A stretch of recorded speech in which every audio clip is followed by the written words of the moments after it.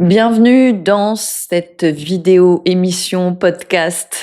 Je ne sais pas comment je vais l'appeler parce que cette vidéo va être longue. Cette vidéo se veut la plus exhaustive possible pour traiter un sujet sensible, un sujet touchy, qui est celui de la pornographie. Donc bienvenue dans cette vidéo, prends le temps d'écouter jusqu'au bout parce que je vais traiter les aspects physiologiques, psychologiques et énergétiques, métaphysiques comme à mon habitude et je vais essayer de brosser le plus d'aspects possible. J'ai eu énormément d'échanges dans la dernière semaine, les 2 dernières semaines, autant avec des hommes que des femmes sur ce sujet-là. Et tous ces échanges m'ont donné envie de partager une vidéo, d'autant plus qu'il m'a été demandé dans les questions sous mon post, une question, une vidéo, de traiter ce sujet-là. Et c'est pas la première fois qu'on me demande mon regard là-dessus. Du coup, cette vidéo, c'est un mélange de données scientifiques, d'une investigation sérieuse du sujet et en même temps d'un témoignage qui est à la fois le mien, mais aussi de témoignages d'hommes et de femmes avec lesquels j'ai pu échanger. Ce que je voudrais poser comme postulat de départ, puisque je sais à quel point c'est un sujet touchy, c'est que dans cette vidéo, il ne s'agit ni de faire honte aux personnes qui consomment de la pornographie, ni de faire honte aux personnes qui auraient un malaise avec ça. Parce que mon constat est que dans les relations entre hommes et femmes, il y a souvent d'un côté les personnes qui ont honte de ça ou qui sont conscientes que c'est une addiction et qui du coup réclament une forme de tendresse vis-à-vis d'eux à cet endroit-là ou n'assument pas du tout. Et de l'autre côté, il y a des gens qui sont mal à l'aise avec ça et qui n'osent pas le dire, qui justement se sentent une sorte d'obligation d'être dans la compréhension, d'être dans l'accueil, qui souscrivent à une espèce de banalisation généralisée qu'on a fait de ce sujet-là, même si au fond d'eux ou au fond d'elles, ils sentent que c'est pas OK. Donc l'idée pour moi, c'est vraiment de traiter le sujet non pas en termes de culpabilité, en termes de faire honte à qui que ce soit, mais vraiment en termes de conséquences. C'est-à-dire que factuellement, quelles peuvent être les conséquences du fait de consommer de la pornographie pour soi, pour sa relation, pour son partenaire. Donc l'idée, c'est vraiment de regarder ça. C'est donc de pas culpabiliser, mais de pas mettre du déni non plus. Je te donne un exemple. Si tu ingères du McDo tous les jours, même si tu demandes à ta partenaire d'être doux, compréhensif par rapport à ça, il n'empêche que ça aura des conséquences sur toi et donc inévitablement sur la qualité de ta relation. Donc ce que j'aimerais qu'on arrête, c'est de banaliser les conséquences de la consommation de la pornographie, qu'on arrête de faire comme si ça n'en avait pas, comme si c'était quelque chose... En fait, c'est tellement aujourd'hui justement banalisé que c'est un non-sujet. C'est-à-dire que la plupart des couples n'en parlent même pas. La plupart des couples n'abordent pas le sujet quand ils se mettent ensemble. La plupart des couples n'essayent pas d'avoir d'informations à ce sujet-là au début d'une relation. Ce qui me semble, moi, tout à fait délétère. Donc la première chose que je vais amener dans cette vidéo, après cette longue introduction, c'est le point de vue physiologique. Et je vais te mettre plusieurs liens avec cette vidéo qui sont des références, des sources d'informations que j'ai trouvées extrêmement pertinentes. La première vidéo que je vais te partager là en commentaire ci-dessous, ce sera celle de Léo, donc qui traite de cette question-là et qui traite très bien les aspects physiologiques.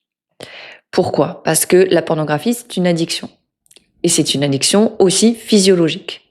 Ça veut dire quoi ? Ça veut dire que consommer de la pornographie dérègle le système dopaminergique. Comment ça le dérègle ? C'est assez simple.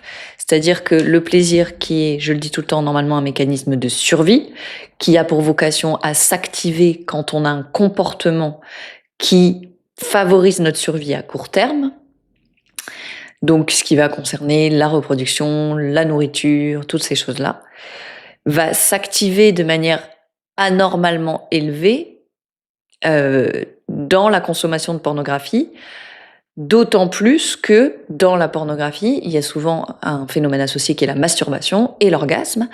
Et l'orgasme étant un pic dopaminergique extrêmement puissant, du coup, le cerveau va associer le fait de visionner de la pornographie à des pics très élevés de dopamine.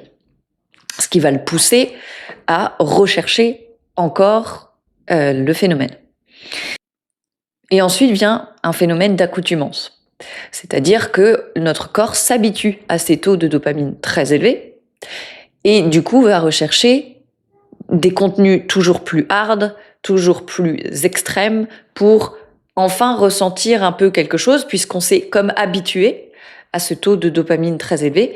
Donc pour avoir un peu plus de plaisir ou pour de nouveau ressentir quelque chose, il va falloir qu'on consomme toujours plus et qu'on consomme toujours plus hard. Donc ça, c'est la première chose. Donc on va rentrer dans une forme d'escalade où on va rechercher tout le temps des contenus, jusqu'à des fois regarder des trucs qui en deviennent totalement délirants pour se dire mais pourquoi je regarde ça, mais parce qu'il y a une recherche de ce pic de dopamine qui ne peut plus être touché finalement sans ces extrêmes-là.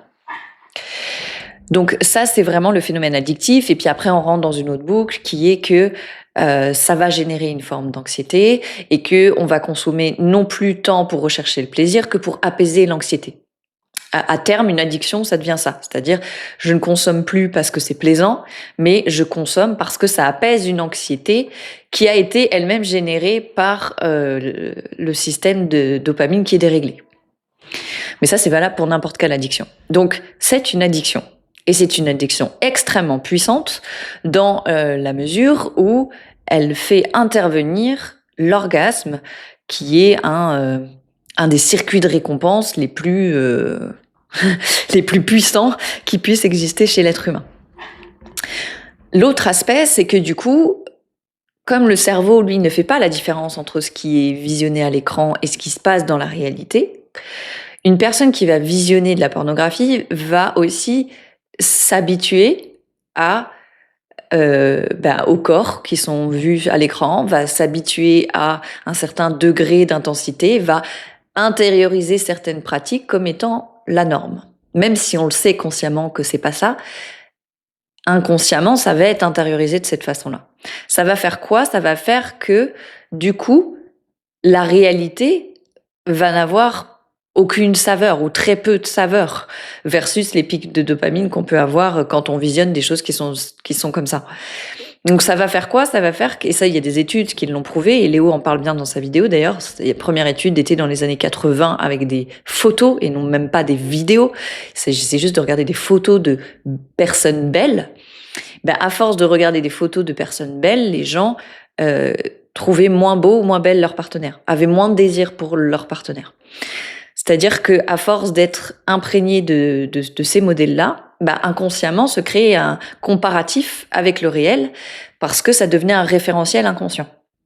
Donc le truc, c'est que si ça va impliquer une baisse de désir, ça va impliquer le fait que ça va être beaucoup plus difficile d'être sensible ou d'être touché par un ou une partenaire réelle.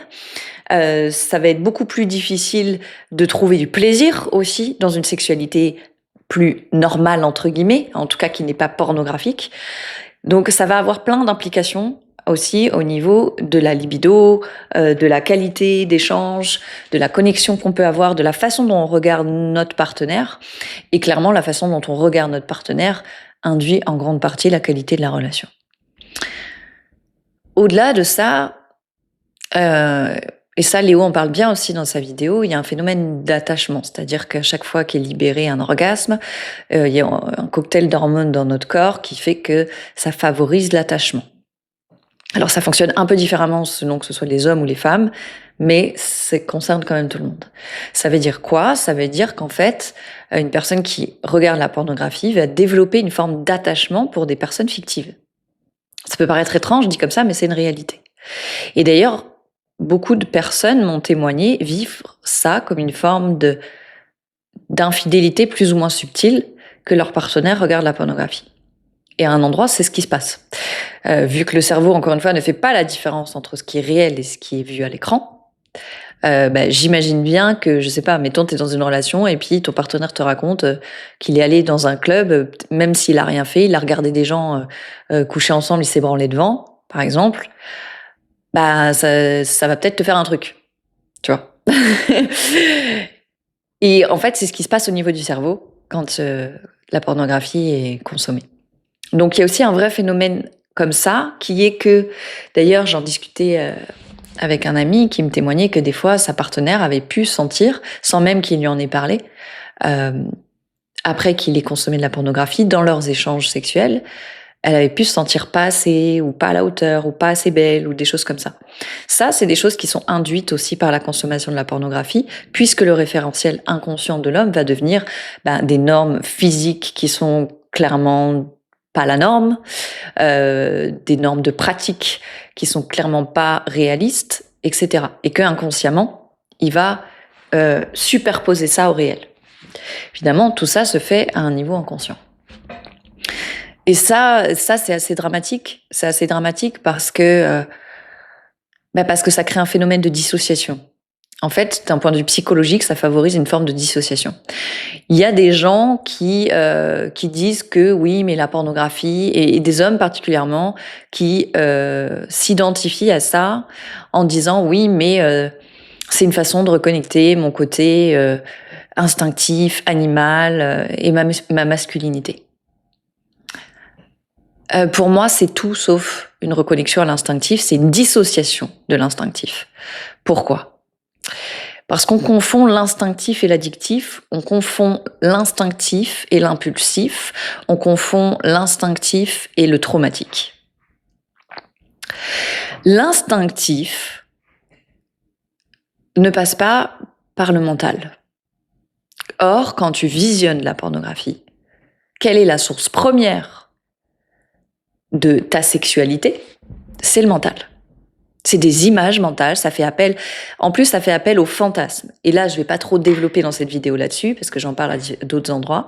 Le fantasme, c'est un scénario inconscient qui est symptomatique d'un trauma. Tous les fantasmes d'ailleurs, qu'ils soient sexuels ou autres, mais les fantasmes sexuels sont encore plus imprégnés de trauma. Donc en fait, ça va faire appel à toute une imagerie fantasmagorique qui fait appel au fantasme, donc appel au trauma, et qui passe par le mental. C'est-à-dire que c'est le scénario et l'imagerie mentale qui va être... je trouve pas le mot. Il y a un mot qui veut venir. Bon, c'est pas grave. Qui va être appelé, c'est pas le bon mot, mais c'est pas grave. Qui va être appelé, qui va générer l'excitation sexuelle par la suite. Le côté instinctif, c'est pas ça. Pour moi, la sexualité, si elle est vécue de manière instinctive, elle est vécue avec le corps, et on peut dire le cœur, mais le cœur fait partie du corps, mais dans le sens, et là je te mettrai pour le coup un lien vers un post de Jean-Philippe Ruette, que j'aime beaucoup, avec qui j'avais fait un live il y a quelques temps d'ailleurs, il y a peut-être 2-3 ans, et qui parle de cette circulation de l'amour dans la sexualité qui peut se faire entre le cœur et le sexe de l'un et l'autre.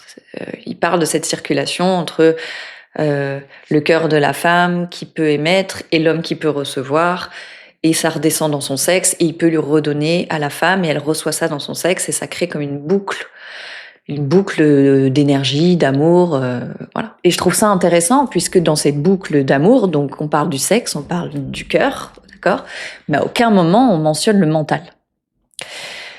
Je pense que le mental, alors moi je le diabolise pas, contrairement à beaucoup aujourd'hui qui disent que si c'est ton mental, c'est pas bien.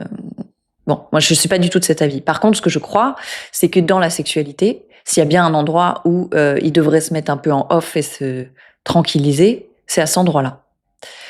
Pour justement laisser un côté plus instinctif, un côté plus présent, parce que pour moi c'est ça aussi, c'est la qualité de présence qui va faire la différence, prendre le relais.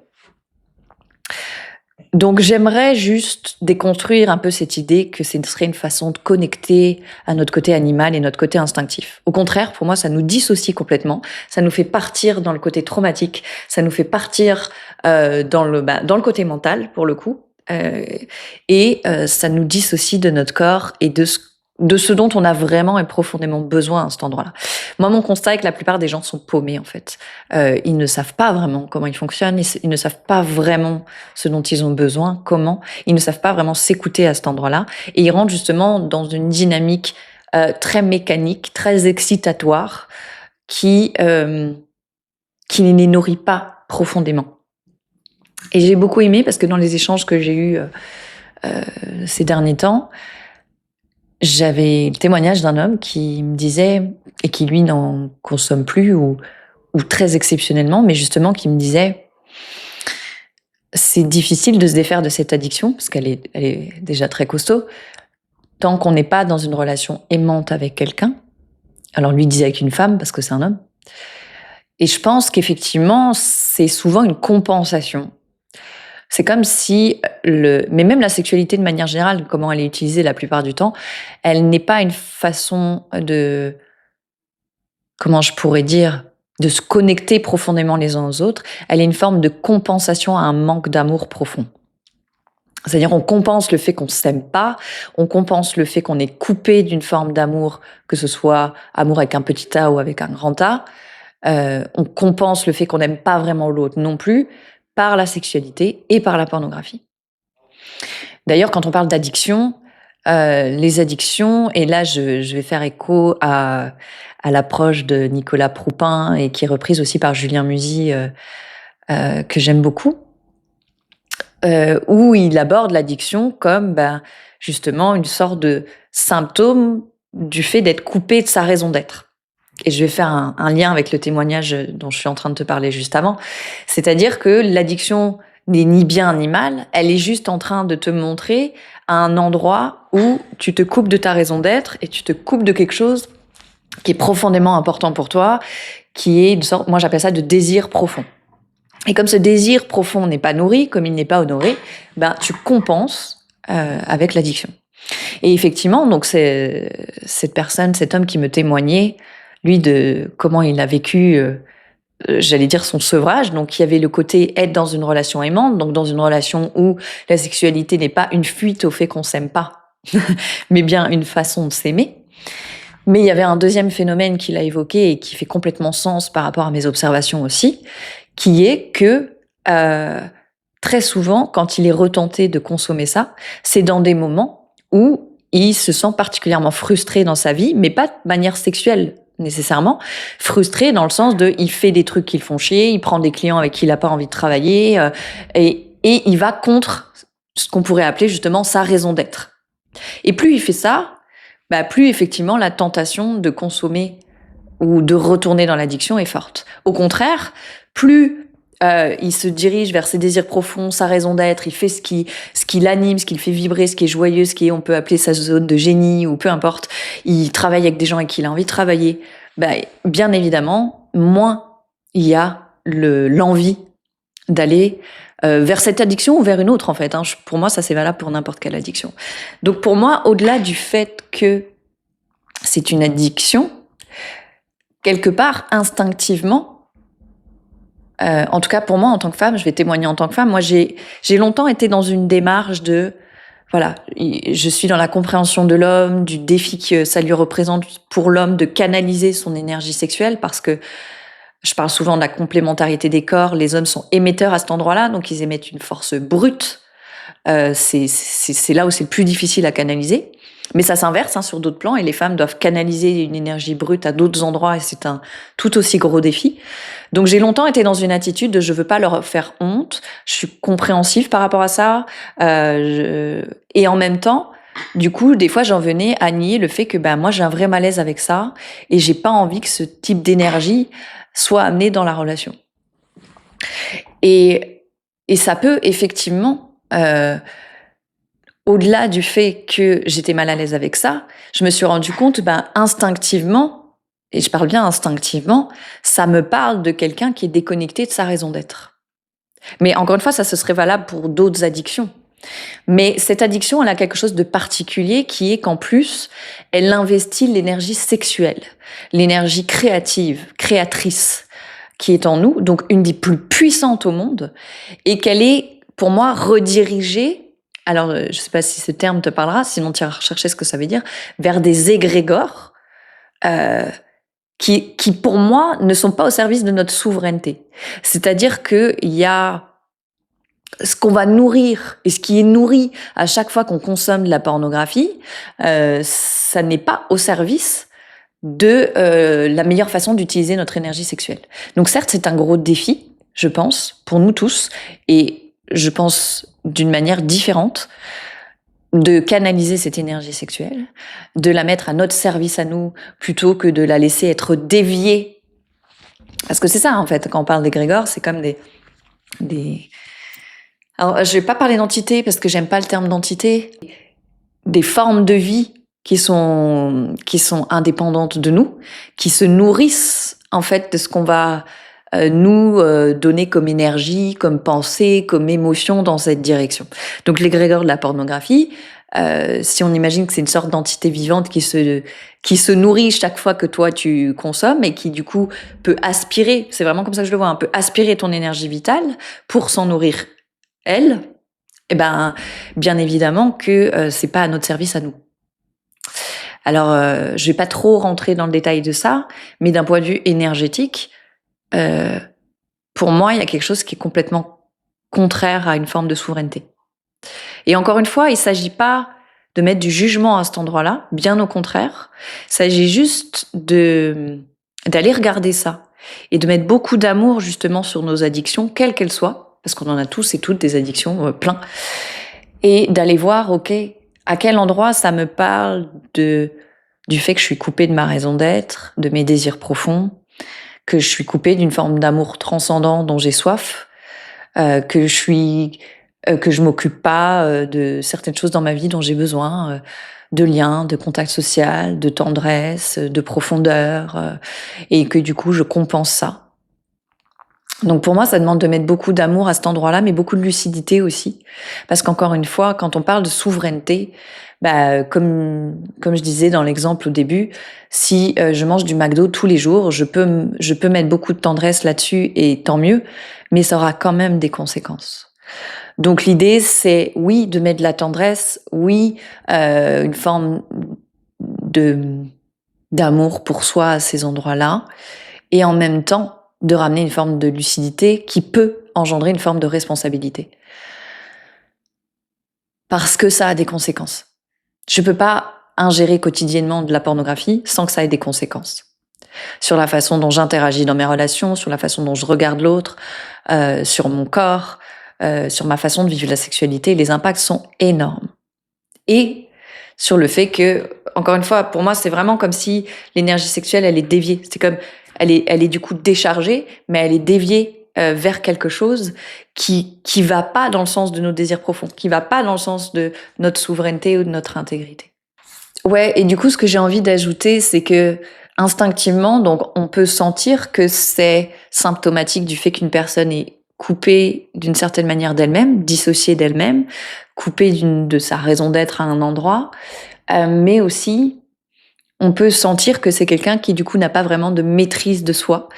Et ça, c'est quelque chose dont j'ai envie de parler parce que beaucoup de femmes, surtout, m'ont témoigné à quel point justement elles se sentaient honteuses, coupables, ou voire qu'elles n'osaient pas du tout aborder le fait, enfin avec leur partenaire, le fait qu'elles étaient très mal à l'aise avec le fait qu'ils consomment ça, qu'elles le sentaient à un endroit et que elles voulaient pas le castrer, elles voulaient pas l'empêcher, mais qu'elles pouvaient pas nier que ça les dérangeait quelque part. Et évidemment que c'est dérangeant puisqu'on sent bien à cet endroit-là et à l'endroit de l'addiction de manière générale qu'il y a une forme à la fois de dissociation et de non-maîtrise de soi. Encore une fois, qui n'est pas à juger, qui n'est pas à blâmer, bien au contraire, qui va demander encore une fois beaucoup de tendresse, mais qui est une réalité. Et donc, j'ai envie à la fois de déculpabiliser les gens dans leurs addictions en leur disant « Hey, vos addictions sont juste le symptôme du fait qu'à un endroit, vous avez soif de quelque chose dont soit vous ne vous occupez pas ou vous n'arrivez pas à nourrir.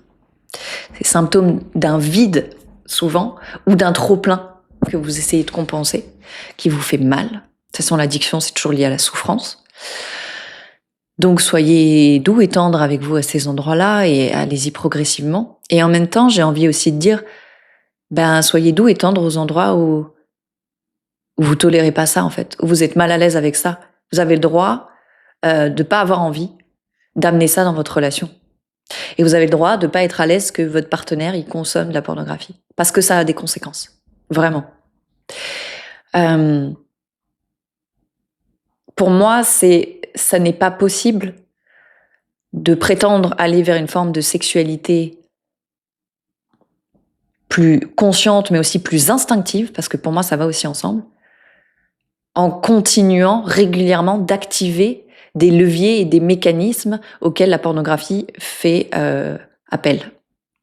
Encore une fois, qui sont des mécanismes mentaux, traumatiques, qui nous dissocient de notre corps et d'une certaine sensibilité, puisqu'il y a accoutumance, donc il y a désensibilisation. Mais je dirais bien que c'est pareil dans certaines pratiques sexuelles. Il y a ce phénomène de désensibilisation, il est présent dans la sexualité elle-même aussi. Alors évidemment, je ne vais pas revenir sur des choses qui sont un peu plus connues, c'est-à-dire que évidemment, ça va stimuler la performance, évidemment, ça va stimuler les jeux de pouvoir, puisque c'est une imagerie qui fait appel à des tas de dynamiques de jeux de pouvoir, domination, soumission, etc. Donc là aussi, en fait, ça va comme programmer inconsciemment notre mental, nos cellules aussi, puisque on en parlait avec Seb dans notre podcast hier. En fait, ce qu'on pense a un impact, c'est prouvé visiblement, sur nos cellules. Donc c'est évident que si on s'expose à des contenus comme ça va influencer notre physiologie et ça va influencer la façon dont on se positionne dans la sexualité. Donc pour moi, il y a une notion d'intégrité là-dedans. Il n'y a pas une notion de culpabilité, mais une notion d'intégrité.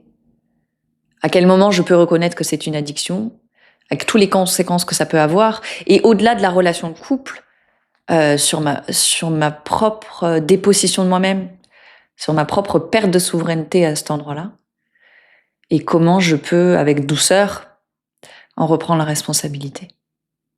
Voilà.